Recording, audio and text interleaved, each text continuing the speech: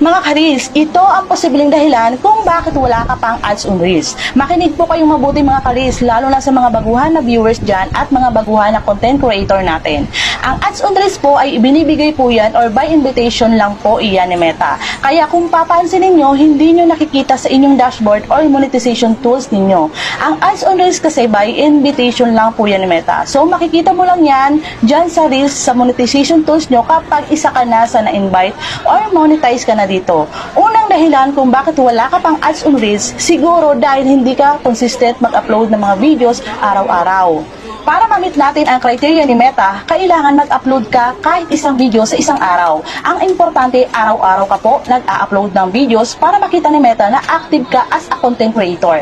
Pangalawa, kailangan makipag-engage ka rin sa iba natin na content creator kasi nakikita ni Meta ang mga activity mo araw-araw dito sa activity log mo sa Facebook. Kung hindi ka naman busy, yung mga dumadaan sa wall mo, panoorin mo at mag-comment at mag-react ka din sa mga videos nila para mabalikan kanila. Sa ganoong paraan, makikita ni Meta na marunong kang makipag-engage sa kapwa natin na content creator.